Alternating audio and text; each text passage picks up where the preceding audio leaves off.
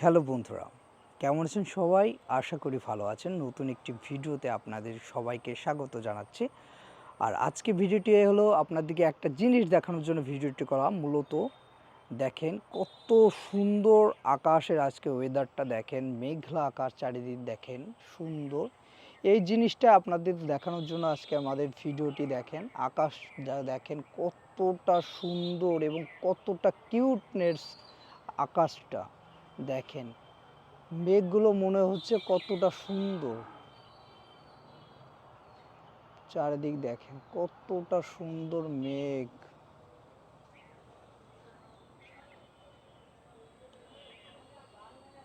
খুব চমৎকার একটি ভিউ আজকের আকাশ।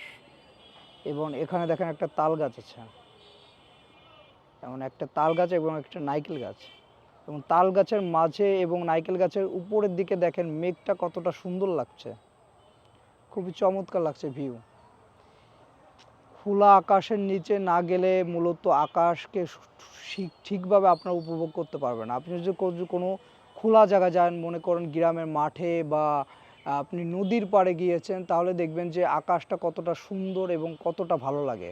বিশেষ করে আপনি যদি নদীর পাড়ে কখনো একটু যায় বসেন, তখন দেখবেন যে নদীর উপরে যে আকাশটা আপনার কতটা সুন্দর লাগে।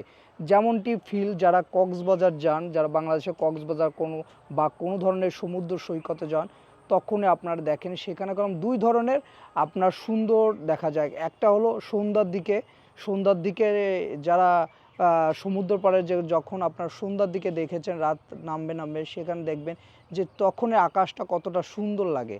আর তেমন করে এরকম একটি মেঘলা আকাশ, এবং মেঘলা আকাশ, বৃষ্টির আগে মেঘলা আকাশ দেখতে পেলাম খুবই চমৎকার লাগে। যেহেতু দেখেন পিছনের ভিউটা কতটা সুন্দর লাগছে, এবং একবার দেখেন চমৎকার একটি আপনার ভিউ পাবেন কলাম এই আকাশকে ঘিরে।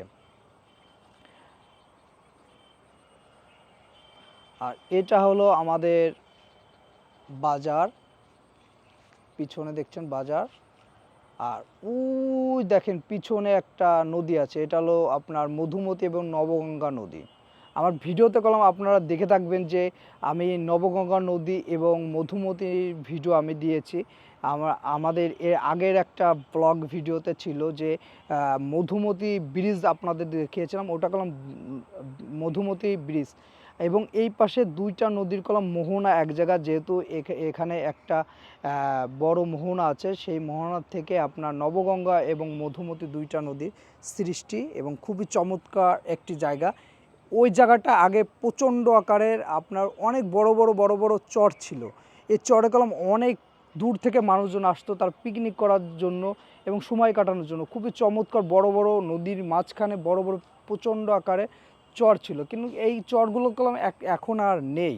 ঠিক আছে, এখন নদীর উপার দিয়ে দেখবেন যে বড় বড় চর আছে, সেই চরেও আসে লোকজন, কিন্তু আগে যে বড়গুলো চরগুলো ছিল সেগুলো এখন নেই। দেখেন কতটা সুন্দর চারিদিক। মানুষের জীবনে অনেক সময় অনেক ধরনের পরিস্থিতি আপনারা সম্মুখীন হন। যেমন করে দেখেন যে অনেকে আপনার সাথে অন্যায় করে, সেইগুলোকে আপনি কখনো প্রতিবাদ করতে পারেন না। তেমনটি আছে অনেকেই দেখবেন যে আপনাকে অবহেলা করে, মানে আপনাকে কিছুই মনে করে না যে আপনি কে বা কি হলো মানুষের, এরকম একটি ভাব নেয়। কিন্তু এইগুলো মানুষের ধরে রাখলে হবে না। আপনি যদি আপনার নিজের মধ্যে ধরে রাখেন, বা আপনি যদি মনে করেন যে এইগুলো আমার সাথে করছে, তাহলে আমি হয়তো ভালো না, বা আমি কের কাছ থেকে কোনো সম্মান পাওয়ার মতন কোনো কিছু না, এই জিনিসগুলো ভাবে না। আপনি যদি নিজের থেকে ঠিক থাকেন, মনে করেন যে আমার কোনো ধরনের ভুল নেই, আমি ঠিকই আছি, তাহলে আপনার এইসবের মানুষের কথা আপনার কিছু কাজে আসবে না। অনেকে দেখবেন যে অনেক মানুষকে অবহেলা করে, তাকে দামই দেয় না, কিন্তু যে যাকে অবহেলা করছে বা দাম দেখছে না, তার দিকে কেউ কোনো ফিরে তাকায় না।